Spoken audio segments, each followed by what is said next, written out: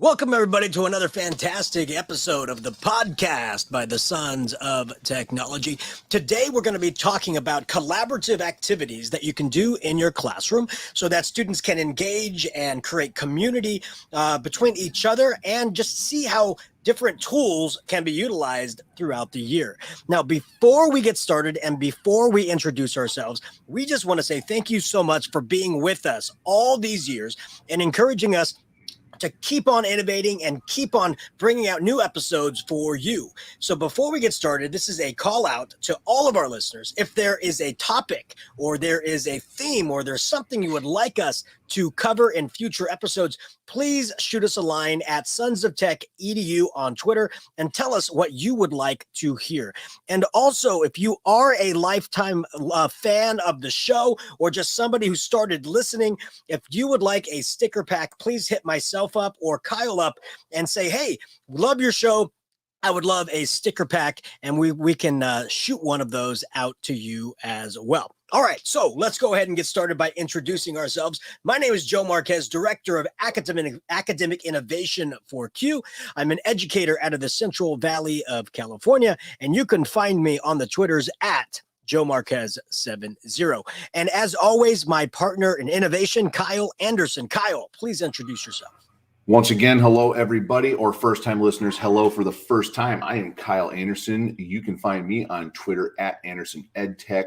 Same thing with the Instagram. I have a blog, AndersonEdTech.net, and I also have a book called To the Edge, Successes and Failures Through Risk-Taking that you can find on Amazon, BarnesandNoble.com, and through my publisher, EduMatch Publishing. And I am a special education teacher in Las Vegas. And if you are somebody that has listened for a while, you may realize that we're a little out of sync with our episodes right now. We did even say last episode that we were going to kick another one out the following week, and that didn't happen because, well, life happens. So eventually we'll get back on that regular recording schedule. But for now, we hope that you're ready for another great episode with Joe and myself. Yeah, absolutely. Absolutely. And we all know that this year is crazy for everybody. So, you know what? Why not have the recording schedule for the podcast be a little bit crazy as well? And I also want to say, if you want to bundle your book, if you want to bundle Kyle's book with other books off of Amazon, our good friend and EdTech Army member, Jake Miller, has come out with the duct tape book that has been just blowing up the Twitter waves. So definitely bundle Kyle's book To the Edge with the Edu duct tape book as well, and have yourself a wonderful reading on this 3-day weekend and beyond. So I just want to say congratulations to Jake on his publication. Absolutely. So now you mentioned, Joe, that it has been absolutely crazy right now, just kind of sliding back into in-person instruction. And I mean, I got to tell you that I have been absolutely fried almost every day, just getting back into the grind and getting students back into the groove of what school is, because I mean, frankly, we had a year and a half away from regular school. So it's been an adjustment for everybody. And on this Labor Day weekend, I'm going to freely admit that I was looking forward to this, and I'm taking full advantage of my 3 days off, and we're doing a little bit of relaxing. College football is opening up this weekend, so I plan on watching a lot of football. And then I also have some concert tickets this weekend that I'm looking forward to seeing. Less Than Jake and Newfound Glory in a little venue here in Las Vegas. It's going to be a good time. So I do appreciate also that the House of Blues is going either negative COVID test or vaccination proof in order to get into the venue. So that makes things a little bit safer, in my opinion. So, but I'm definitely looking forward to this weekend. But I'm also looking forward to having a conversation today about some different collaboration tools and strategies that we can use in our classrooms as well. Yeah, collaboration is something that a lot of teachers have been just aching for, especially since a lot of teachers were utilizing a virtual environment for so long, right? Collaborations in virtual environments are possible, but I mean, there's nothing like getting kids together in the physical space to discuss and communicate with one another. But in the virtual space, Kyle, it was pretty easy to put students into groups, right? Whether you had a Microsoft Teams or Zoom or Google Meet, you can create breakout rooms, and you really didn't have to think too much about how you're going to break students up. You just go and say, I want 10 breakout rooms, auto go, and it sends those students out into those breakouts. But it does take a little bit more nuance when you're in the physical classroom. So that's a question I had for you, Kyle. When putting students into groups before the collaboration occurs, what are some things you think about when creating groups for collaborative projects or activities in the classroom? Well, one of the first things I think about is pairing students up with differing abilities in the subject area. So as a co-teacher in algebra, you have some students that are very highly skilled and math is coming easy to them, but you have some students that are really struggling with math too. And what I don't want to do is stick a group together where it's all what I refer to as the high flyers, the ones that are really doing well with math and it's quote unquote coming easy to them, or vice versa, sticking a group of kids together that are really struggling, where giving up maybe the first thing they do versus trying things out. So I really want to balance those groups out. So my co-teacher and I, we've been at it now. We just finished up our 4th week of school. And at this point, we're starting to get to know our kids and we kind of know where they're at with their skill sets. So, and the way we have our room set up is we have it set up in table pods where there's 4 to 6 kids in this table pod. And we've really tried to balance those tables out where we have students in those groups that are ones that can be mentors to the other ones at the table. So, and we even went as far as we had the privilege to create a second math class where students could have math every day. And we even talked to some of those kids that where they don't necessarily need the extra help in math, but they could be good mentors to others, where we talked to them and their parents and said, you know, if you are willing to go into this second math class and have math every day, you don't necessarily need all the extra help, but you're still going to get the time and the extra help anyway. But then the carrot was also that they get a second math credit where you're required to have 3 math credits for all of high school. So a kid could come into our 2 classes and get 2 math credits as a freshman, take geometry as a sophomore, and then be done with math if they choose to do so. Or they can continue on to algebra 2, maybe eventually to pre-calculus, calculus, whatever it may be.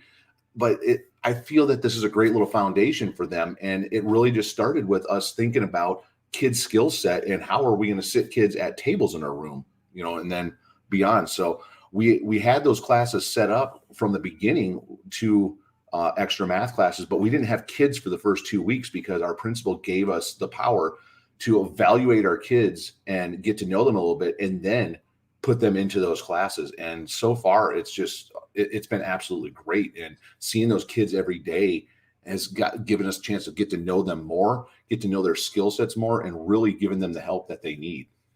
You know, I think the skills of being a mentor are incredibly important for our students to gain, right? Especially the students, and you know, I don't want to put students into a box, but the students that quote unquote where school comes easy to them, right? Where you can, you know, give them a book or you can shoot out a lesson or they can work on their own and they just get it right away. They can take and ace the test, go for it and be done. I think when you put a student like that into a group dynamic that is not of like-minded students, it forces them to think about how to work in a group atmosphere of encouraging others to move along as well, right? Encouraging others not to give up, encouraging others to be a part of the process, not sit out the process. And I think sometimes, Kyle, I think we do put students like, you know, if you have like an honors class, and you take those students out of a traditional, you know, mainstream classroom and put them in this honors classroom, they're missing out on the skills of how to mentor students into elevating their grade set or their skill level.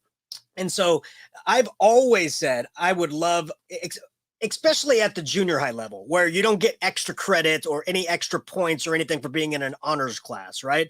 I think being able to get rid of honors and put those quote unquote honor students into a group atmosphere where they are now having to learn the skills of listening to others and reteaching to others. I think those are some skill sets that a lot of students need, and I think they would benefit from. And that's how I had always approached my group processes, right? Putting students that I know will get the material, but also could really use some extra skills of working kindly with others. And I say kindly because sometimes you get students who bark orders, right, at other students to get things done instead of helping them feel like they're part of a group. And I think that's part of the collaboration process that we have to think about as well before even getting into the activity. How are we going to get students of differing backgrounds or differing opinions to work together for? Well, and that's something that we had to address as well in the beginning this year, where students with differing personalities and, just skill sets on top of everything. So we have a table that's working together, and we realize that there's two students in that group that just aren't working well together. They're just butting heads with one another, referring to each other in not so kind words. So it may be as simple as a separation, putting them into another group, and that solves the problem. But we had one example already where ultimately the issues could not be solved with interventions from myself and my co-teacher, with the parents, with the counselor. And we ultimately, one of the students had to be moved to another class in order to make that work out. So that class now, I hate saying this, but that class is that much better now because you don't have those two students that are just yelling at each other across the room now, and just having blatant disregard for the respect for themselves, for each other, and for the rest of the class. So it wasn't something we took lightly. It wasn't something that that was the first thing, well, get this kid out of here, they need to go to another class. It was something that we worked on for about 3 weeks before ultimately that decision was made. But you may have to do something like that in order to make the groups work. But ultimately, I think it has to be done based on those skill levels first. So just trying to get kids together with differing levels of skill on something, again, so those that struggle can get the extra help when the teacher's not necessarily available, and those students that are getting it, they could be mentors to the other. Because in the world we live in today, everything is a collaborative sport. We've talked about this on this show, that teaching is a collaborative sport. Really, any job at this point is a collaborative sport. If you're a doctor, you have to collaborate with other doctors, with nurses, with the staff of the hospital, doctor's office, et cetera, et cetera. If you are an auto mechanic and you can't figure out what is wrong with the car, you don't just say, sorry, customer, you're going to have to go somewhere else. You want to keep them as a customer. So you need to collaborate with somebody else in the shop, or you need to discuss with somebody from another shop. Hey, I have this car right now. I have an issue I can't figure out. Can you help me out? So that communication piece, that collaboration, working together respectfully, that's our world now. Okay. We don't live in these bubbles or silos anymore like we used to, or we used to need to collaborate, but it just wasn't as much of a thing. So building those skill sets with students as early as kindergarten needs to happen. And, bringing kids together in groups in your classroom is a great way to start teaching those skills that are so important for later in life. Yeah, when you're talking about this, the skill of collaboration, and the skill of bringing different thought processes and different emotional states, right, together, can be a harrowing experience. Like you talked about the two students that just couldn't meld together, and you had to separate them. Sometimes I think of kind of departments in our schools kind of the same way, right? Because sometimes you have in your department somebody that wants to create but not share, right? Sometimes you have people in your department that constantly want to try new things and are sharing it with everybody else. And then you have other teachers that are like, oh, why is this person constantly wanting to change things? Let's just follow the book and get done with this year. And then you have other teachers in the department that might just be sitting back going, I'll just agree on what everybody else agrees on. Just let me have the material, right? But how are you in your department encouraging collaboration? How are you encouraging that teacher that's always creating but not sharing to share? And remind them, hey, you know what? If you're creating something amazing for your students, the whole purpose you created that was to change the lives of kids. Imagine how many more lives you'll change if you share it with the rest of your team. Or the teacher that's always just wanting to follow the book, saying, hey, sometimes we can't just read by the book, right? Or sometimes we have to ditch that textbook and go a different route for the betterment of our students. How do you talk about those things in your department? Right? Those are learned skills. And just like you said, Kyle, if we can have those skills learned in a K-12 atmosphere, just imagine what happens when they go off into the job force. If you look at the top skills employers are looking for, creativity and collaboration are right up there towards the top. The World Economic Forum states that, right? And so we should be teaching those skills to prepare our students for the jobs that even haven't been invented yet, but still collaboration and communication are going to be key components to being successful in those jobs, right? Yeah, absolutely. And I'm very fortunate where I work, where all of the math department is broken down into PLCs based on which aspect of math is being taught, whether it's algebra or geometry or pre-calculus, where those teachers then work together to plan common lessons and assessments. Because not only is it good just to get together and share and come up with best practices for teaching the material, but in a world where schedules for students get changed all the time, especially in the beginning of the year, because no system of scheduling is perfect. You may get a class of 42 for one period, 38 for another, and then all of a sudden you have a class of 17.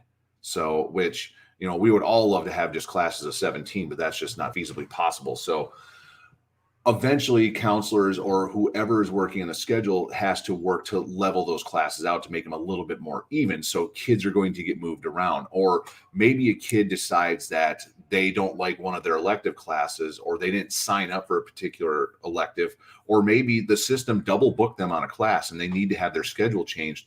What ends up happening then is, if a kid has myself and my co-teacher for algebra and then has to get moved to another one, they're not going to be missing out on the material. They're going to know what's going on, because the teachers are trying to work as close to being on target with each other at the same time. So teaching the same concepts at the same time. So where I'm at now, my algebra team that I work with is incredible with that. So every other day they all have the same prep, and then I don't get to sit and work with them that much because I have my special education duties to take care of, but they're working every other day, first thing in the morning, to come up with the next week's worth of lessons, to plan out what's going to be taught, how it's going to be taught, the supplemental materials that's going to be used for enrichment assignments, so on and so forth.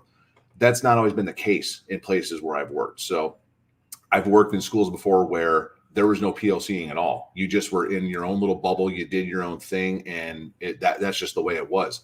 I've worked in a school before where we were in PLCs, and like you said, Joe, it felt like one person kind of did the work and everybody else kind of followed. And then one person maybe grumbled behind their back, I don't know why they're doing it this way. And then other people are like, yeah, whatever, I'll just do whatever they come up with. And at that school, I was kind of the person that said, hey, why don't we do this? And a couple of them just kind of followed, and another person just kind of did their own thing and grumbled behind people's backs and whatnot. So if you can get into a place where you can have that kind of collaboration, it's just going to make life that much easier. So I can't even imagine what this year would be like right now if I didn't work with a team of people that work that well together, because this year has already been hard enough as it is. And like I said, I already mentioned about how just exhausted I am every day, just getting back into the grind and whatever, and everybody's exhausted. So it would be that much worse if I didn't work with a team that works so well together. Yeah, I mean, there's a buzz in a PLC or a classroom when, collaboration is on point. When you see kids actually working together, creating something, discussing, coming up with answers. I mean, there's a special feeling in the classroom when that is happening. And so you as the teacher have to find ways to make collaboration a point in your everyday practices. Now, let me give you an example. And I had to do this out of necessity. But then I ended up doing it consistently, even when I had the tools to do this in an individual platform.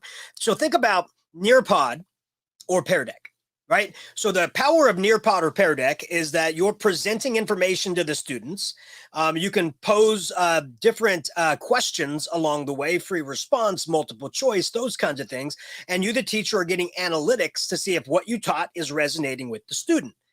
But we forget during this process, you are teaching and students are individually replying, right? If you're doing that constantly, there's zero collaboration happening during that process.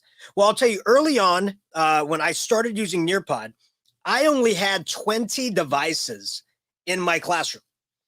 I couldn't do a device per student. So what did I do? Out of necessity, I had students buddy up. All right, so you're going to buddy up. So now you're both going to be on a single device while I'm presenting, while we're talking. And before, and when you put in your name, you're going to put in your team name, right? You're going to put in a team name that you're going to create. And before you answer a question that I pose to you, you have to talk it out with your partner.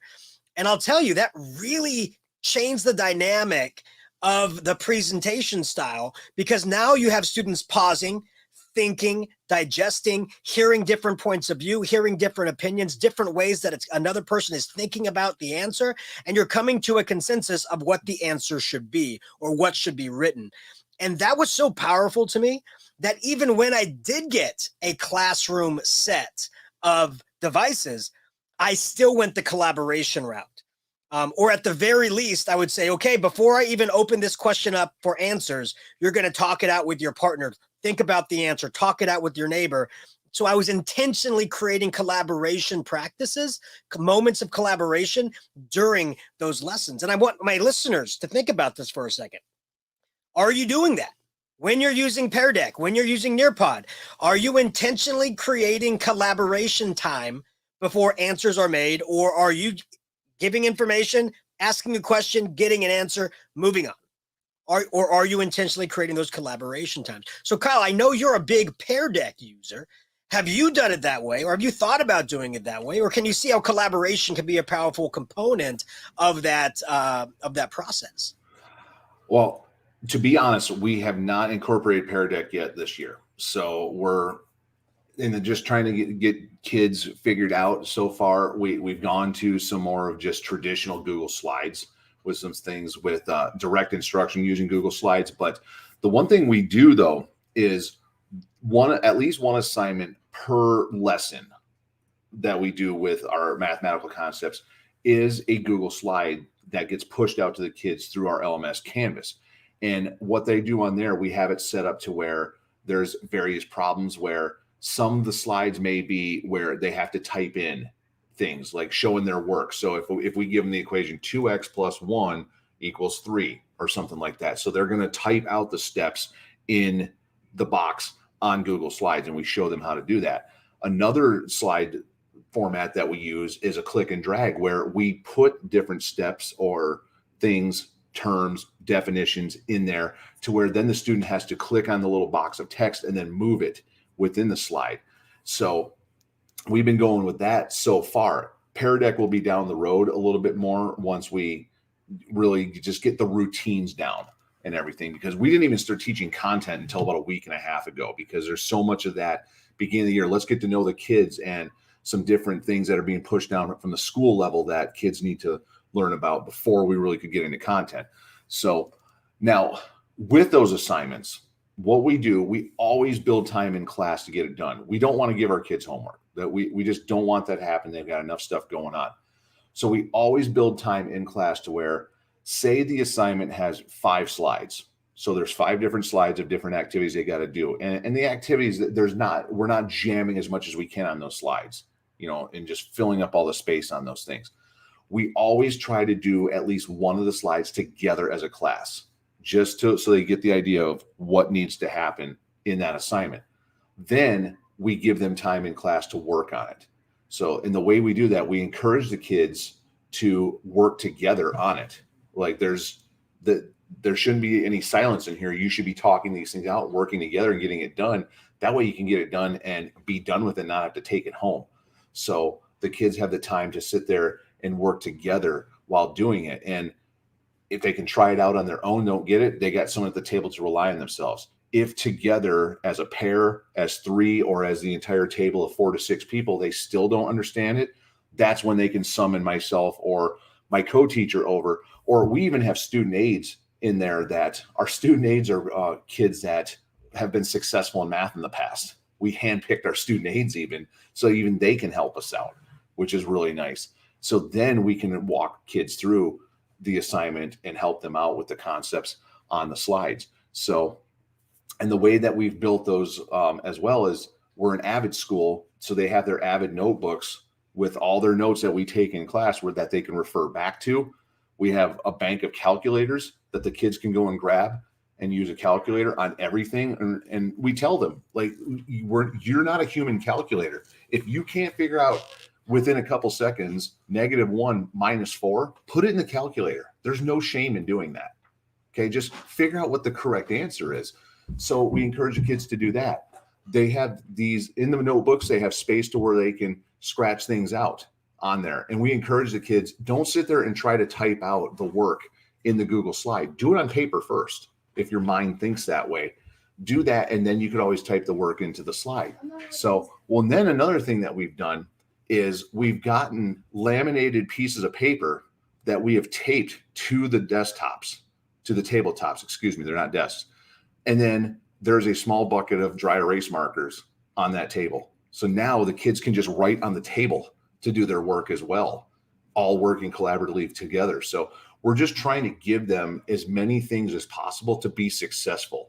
And if a kid wants to just do it on paper, great. They can do it on paper. If they want to scratch it on the table, awesome. Whatever works out for that kid. We just want to give them those opportunities to be successful. Yeah, and creating those opportunities for students to help each other and for having students to become successful in the classroom are incredibly important. One of the things that I always did at the beginning of any unit was we did jigsaw activities. And if you don't know what a jigsaw activity is, it's basically you break apart the different components of what you're going to be teaching for that particular unit, and then you assign different components to different groups, and they become the experts in that. And what they do is they create like a poster of everything that they can find that is important for that particular component of the lesson. And they have to get up and explain what they've learned, what they thought was important, and then what is going to be needed to know during the unit. So they become experts in that component. And the reason it's called the jigsaw is because once every student gives their piece of information, the entire picture emerges. And in fact, if you look at John Hattie's research on visual learning, jigsaws have one of the highest coefficients of learning out of any of these activities that he's tested. So jigsaws work really well, but jigsaws in a collaborative atmosphere are incredibly powerful. And the students are, I started off using just regular butcher paper and markers, but then it evolved where I let the students decide how they wanted to create their visual. They could create a Google slide of it. They can create a Canva infographic on it. They can do it, traditional butcher paper and markers. They had the choice of how they wanted to do it. But the point of this was there was always somebody in class that was an expert on one topic throughout that unit. And so I would always refer to the students if they had a question. Oh, go to table 1. That was their topic. Oh, go to table 4. That was their topic. And they're learning and asking each other questions because they became the experts of that one small particular piece of content. And that became very powerful because as the year went on, students were asking each other multiple times different answers in different ways instead of coming directly to me. And I know some teachers have the saying, ask 3 before me, right? I never used that term, but I would say, hey, we have experts in this class. Go ask them first. And if they can't give you an answer, then you can come and talk to me. But that was the purpose of it, is I wanted students to feel comfortable going to each other for information, not just going to the quote unquote teacher of the classroom, because I said, look, we are all members of this community. There's not one single person who's better than anybody else. So stop coming up to me and asking me for all the answers. As a group, you can have those answers, right? And so I think what you're saying is creating that community in the classroom where that communication and collaboration is at top of mind can really change the dynamic of how those classrooms flow.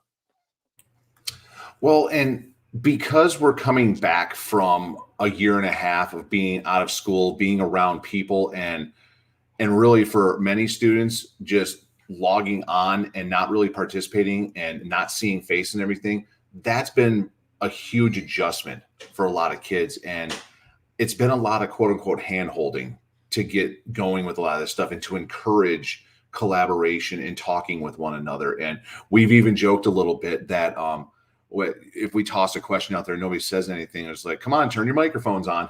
So because it's just that's what our life was for so long. So, and then because the dynamics of the classes I work with, my co-teacher and I, we're taking on a lot of the students that have IEPs for a variety of reasons, specific learning disabilities, autism, whatever it may be. A lot of students, whether they have an IEP or not, just have anxiety about talking in front of others and collaborating with others. So it's a lot of trying to talk with students one-on-one to encourage them to work collaboratively as well. And then I've got a handful of students this year that they are very socially awkward because of various disabilities as well. So, and we haven't had any issues with anybody being disrespectful in regards to that. It seems that all of my students so far are very accepting of everybody and understanding of various disabilities that students may have in class. But that's another thing that's just making things so incredibly exhausting, is that in the past, rewind 3 years, I didn't feel like I was spending as much time just trying to talk to kids one-on-one and encouraging them to do various things, where it's almost like we're having to teach them how to do school again. So, and even before the pandemic, collaboration was tough sometimes. So now you're not only encouraging students to be collaborative with one another, but you're kind of teaching them how to do school again. And that has been very exhausting as well. So, but it's something that a lot of times, and I'm guilty of this as well, where I've tried something and it didn't work out. So I just gave up on it and just moved on and went on to something else.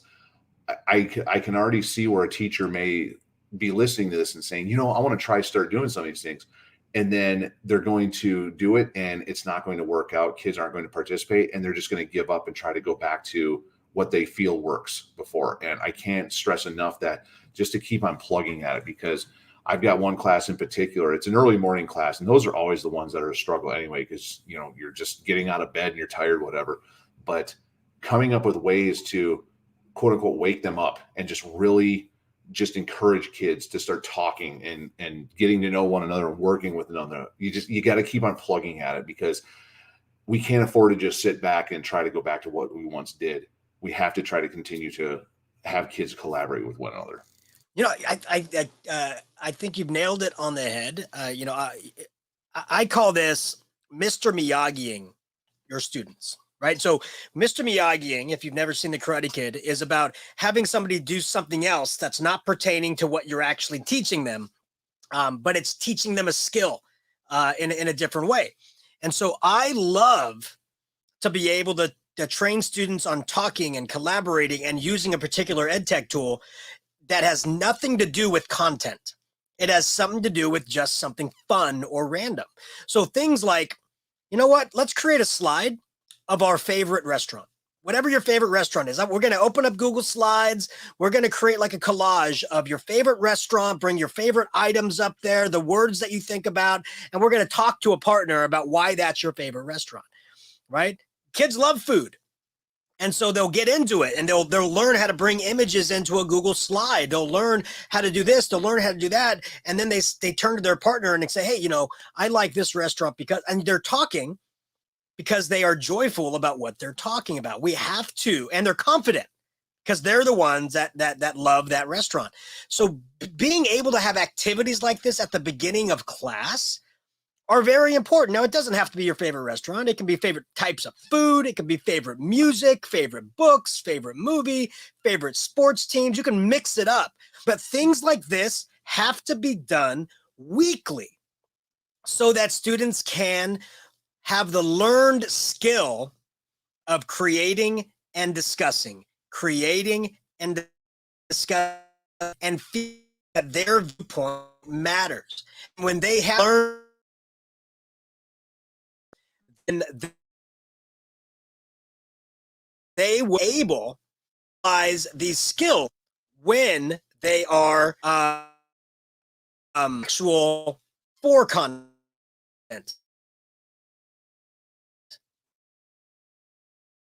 Kind of act as skills to students in a and that will teach skills that they'll need go forward throughout the class. Is that kind of some of the you were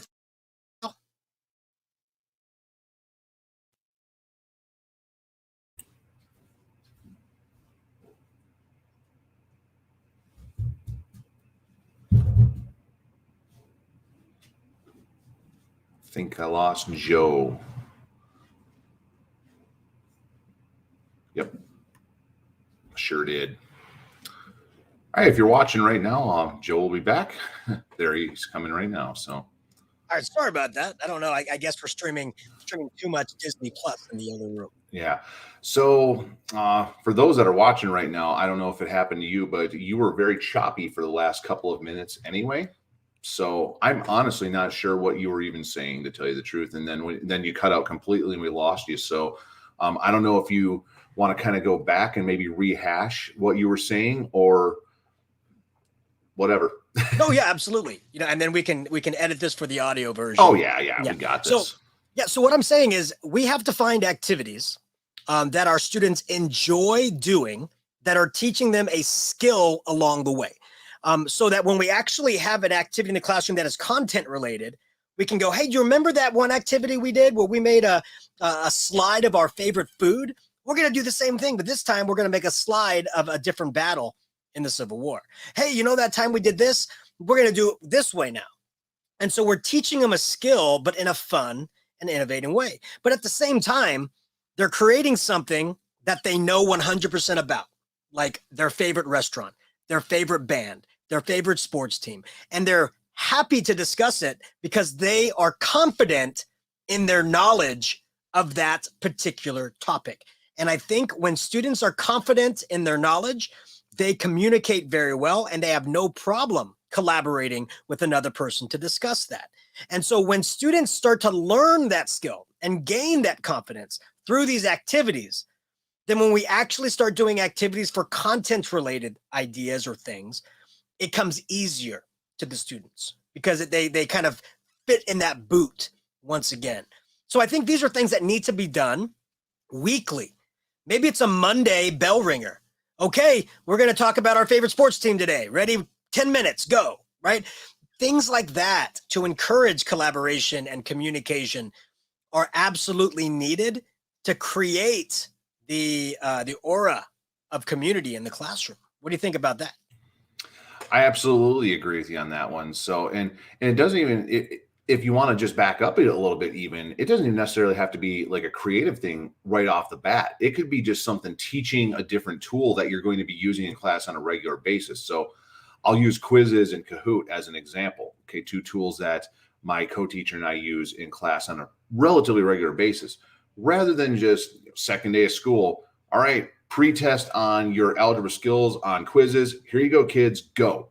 Okay. We didn't want to do that because maybe a kid has never used quizzes before. They don't understand the concept behind it. Or maybe they'd never seen Kahoot, or it's been a while since they'd seen it. So because with Kahoot, you've got where you got to click on your screen, but then everything's on the screen in the main room when you're together in person, or on the video chat if you're virtual. So even something like that, instead of just diving into content right off the bat, doing something quick and fun. So my co-teacher, one morning I walked in, we planned on doing this, and the Kahoot she found was emojis for Disney movies. Like, which Disney movie is this based on these emojis?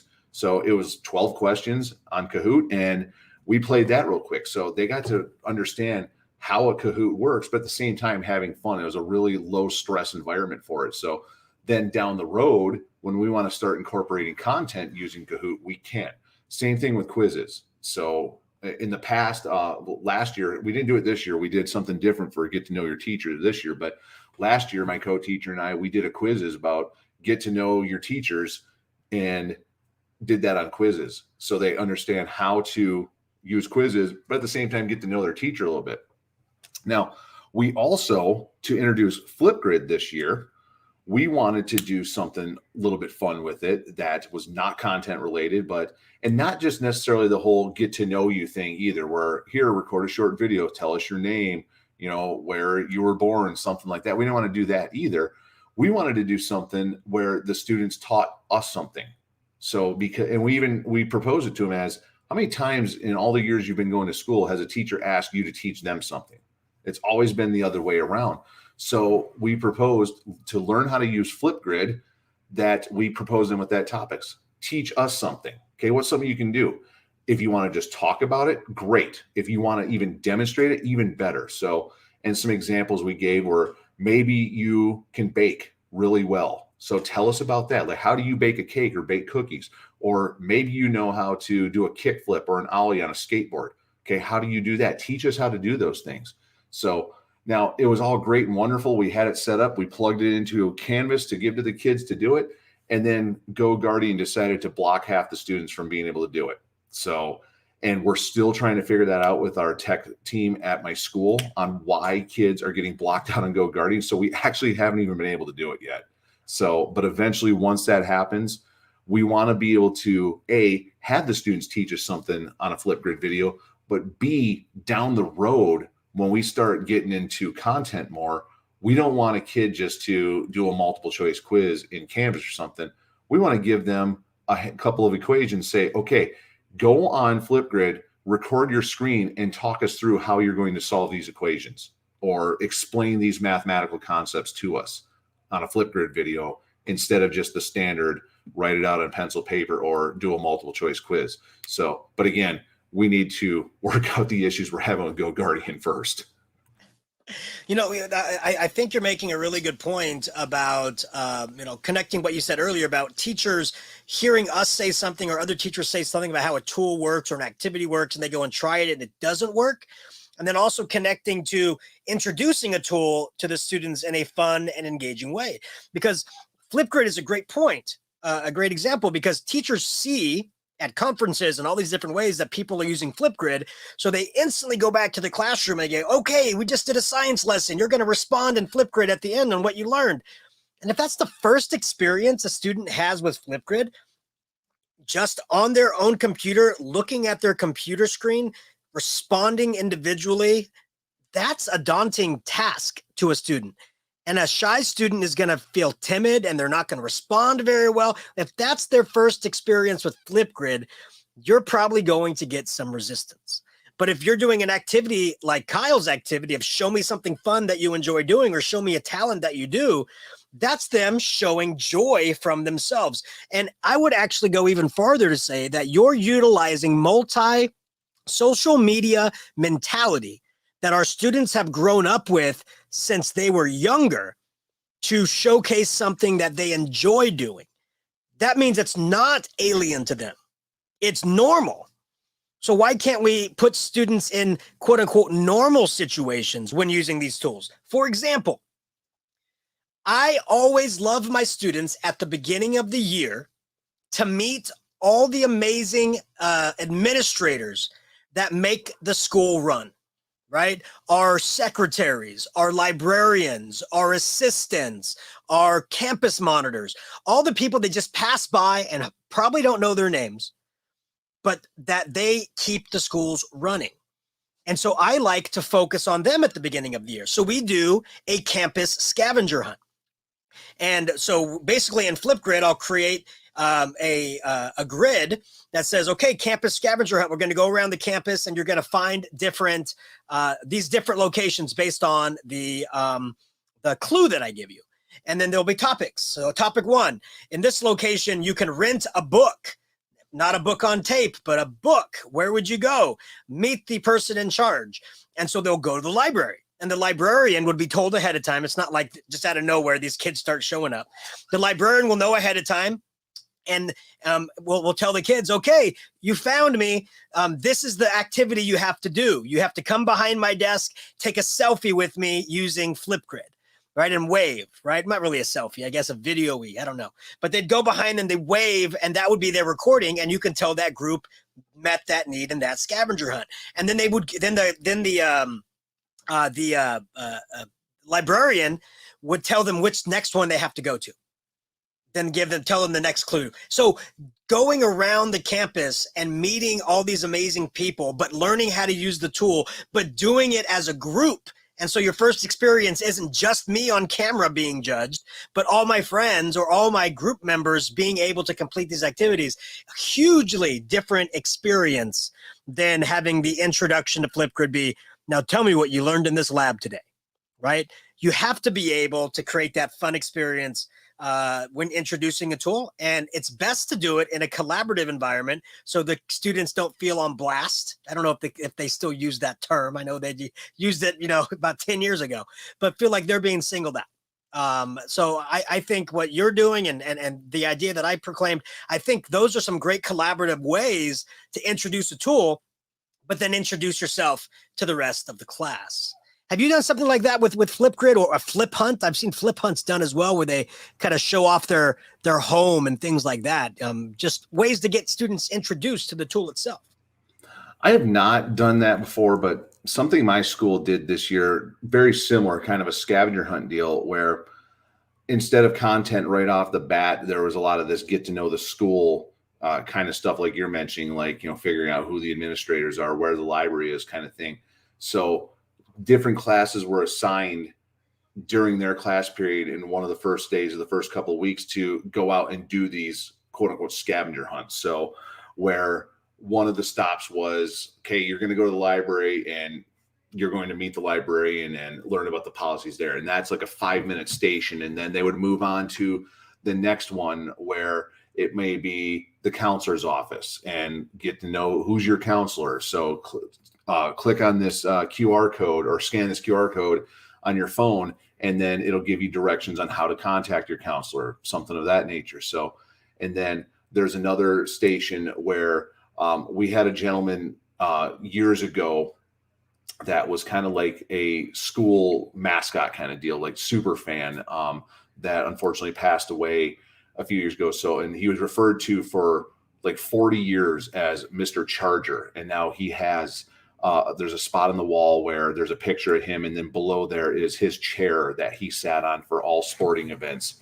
and different things. And there was a QR code there they scanned. So meet Mr. Charger, learn about who Mr. Charger was, those kinds of things. So not a flip hunt or scavenger hunt per se to learn how to use a tool, but just a way to learn more about the school, learn who the people are, who to contact when things are needed. I thought that was kind of a cool touch, because very easily could have just said, like, all right, upperclassmen, you know what to do, so let's concentrate on the freshmen alone. But no, this was something that all the kids did, whether they were a freshman or a senior, they did all these things. And the seniors, maybe they kind of knew a lot of this stuff anyway, but being out of school for a year and a half, it was a nice refresher for them though too. Yeah, I mean, that's good. I mean, again, it's a great, being out of school for a year and a half. Yeah, that's the thing that sometimes we forget, right? It's the beginning of the year. They were sophomores last year and they're juniors. But they were sophomores on virtual, right? Reintroduce them to the campus. I think that should be key for everybody this year to get done. But I also think thinking about ways to introduce collaboration in aspects that you probably don't. Like you were mentioning Kahoot, right? Most people probably think of Kahoot as the game or assessment tool. Let me say that the teacher puts the question on the board, and then the students on their devices pick the color that corresponds with their answer. And then boom, it shows the percentage of the class that got it right, wrong, what have you. But there's a team version of Kahoot where you get with 3 other team members, and it gives you a chance to see the question, talk about the question, and then answer as a team.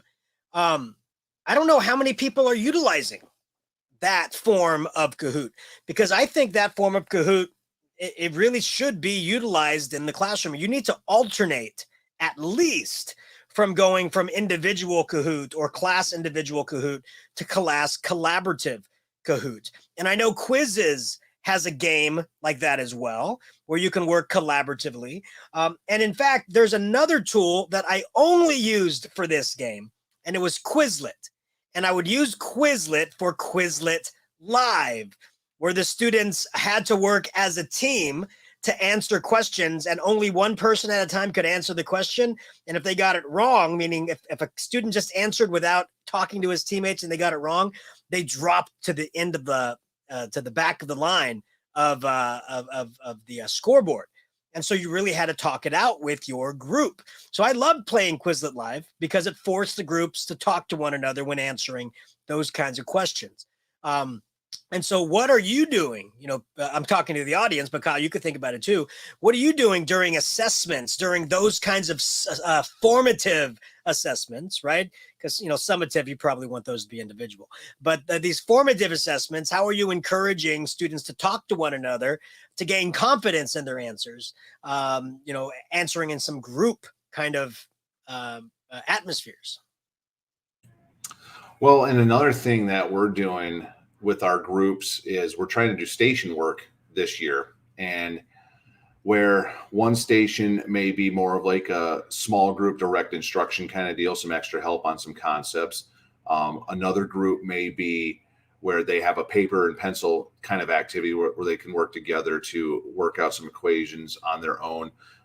Then we also are using some different digital platforms for a little extra enrichment. So something like Khan Academy activities, there's Achieve 3000, something that is through a company called Actively Learn that we have access to, which I really like it because we gave the students a pre-test using Achieve 3000 at the beginning of the year, and it based their skill set based on their answers, and now it's assigning enrichment activities based on the skills they struggled with the most, which is really nice. So it really kind of personalizes what each student needs. And then we've also got plans for later on with the Flipgrid, like we already talked about a little bit there. The district where I work, they purchased new textbooks for math this year, and we could have a conversation about the usefulness of textbooks in this day and age. So, but we won't for right now. But those textbooks also came with different digital platforms as well that I did a little bit of training on, and we haven't been able to really do anything with it yet, but the training on the digital platforms, I mean, there's some pretty decent stuff in it. So to quote our friend at the On Education pod there, Mike Washburn, it wasn't necessarily chocolate covered broccoli when it comes to the different activities there. So I wouldn't go as far as saying like it was the most incredible stuff I've ever seen though either. But there seems to be some activities in there that we can use as enrichment for our station work as well. So, but again, though, we are still in a pandemic. So moving kids around and getting them around each other is still something that we necessarily can't do a whole lot of. So really the station work now, instead of rotating around the room, is you're going to stay in your spot. Just your activity is going to shift now. So, and we haven't necessarily done any shifting of activities yet. We've only had them stick to one thing so far. So the one day we did 3 stations. We had one where students were working together, solving a handful of equations on paper and pencil. And then we had another station where it was 6 to 8 kids that were working with my co-teacher one-on-one, or small group, excuse me. And then we had the Achieve 3000 station. So then the next class, if you did Achieve 3000 last time, you're going to the one-on-one station this time. So, and if you worked on the paper and pencil one last time, you're going to Achieve 3000. So we're hoping eventually to get in the group to where we can do 3 to 4 stations all in the same class period, because we have 85-minute long class periods.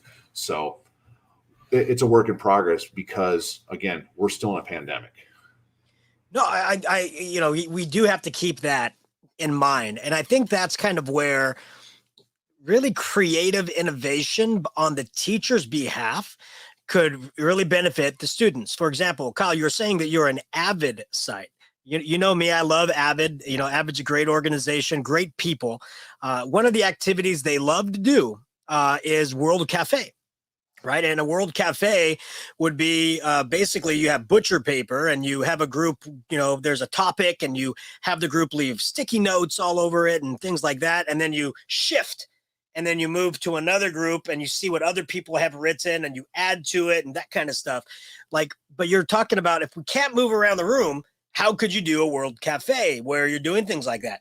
That's where things like Google Slides or Jamboard can be your digital sticky note. Right.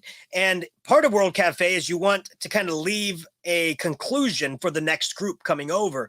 And normally you would leave a single person behind and they would explain what they thought and what they had done before moving on to the next group. But you can leave, like in Jamboard, a link to a Flipgrid for that particular topic. And they can explain before you shift, quote unquote, time's up and go to the next slide. Or if you're utilizing Google Slides, there's that great Chrome extension called Record to Slides that will allow you to leave a video directly on the slide. So the prior group can leave a 1 minute. This is what we thought. This is what we got from it. Hope you can add to it. And then they can move on to the next slide virtually from their seat. So there's so many ways that we can emulate movement around the classroom, but movement in a digital environment to placate the idea of kids having to commingle too much, because you're absolutely right. We are still in a pandemic. And as we're wrapping things up here, we just want to encourage you, the listener, to start thinking about ways that you can encourage collaboration in your classroom in a safe manner and what some of those tools are that you are going to be using to encourage that collaboration and building those relationships for encouragement. So please share those with us. You can hit us up on our Twitter at Sons of Tech EDU. And then you got Joe and I, we have our individual Twitter accounts as well. Again, I'm at Anderson Ed Tech and then Joe at Joe Marquez. So we would love for you to share those things. And then again, like Joe said at the beginning of the show, if there is a particular topic you would love for us to cover, please let us know, because we are always looking for ideas. Sometimes we have an idea that we come up with weeks in advance. And then sometimes, like this episode, we came up with this 5 minutes before we hit the record button to talk about it. So it's not always a lot of preparation. It's a lot of just sometimes Joe and I just talking. And we love the fact that you've stuck around this long listening to us, because sometimes we do ramble a bit, and that's okay though. No, absolutely. And we would love to hear from you. We'd love to hear from you. Definitely tell us your collaboration ideas and tools on the socials. If you like this podcast, and we don't ever say this, but if you like this podcast, please give us a good rating on Apple, iTunes, or your Google Podcasts or your Spotify, wherever you listen to us. And again, if you want to share out some future topics for us to tackle, we absolutely will. There is no topic too big or too small for us to chat about. We can always speak about an hour on almost anything. But this is a 3-day weekend. This is dropping on the Saturday of your 3-day weekend. So you know what? I hope you take time to take care of yourself, take care of each other, take care of your family. But most of all, just be mindful of your self-care, knowing that you are doing one of the hardest jobs in the history of the world. But nobody ever said that changing the world was an easy job, because that's exactly what you do on a daily basis. You change the lives of young students who will, in fact, change this world. And it starts with us. It starts with the classroom, and it starts with your passion. So thank you so much for everything that you do. And we hope to see you in person somewhere, somehow in the future. Have yourself a wonderful, wonderful day.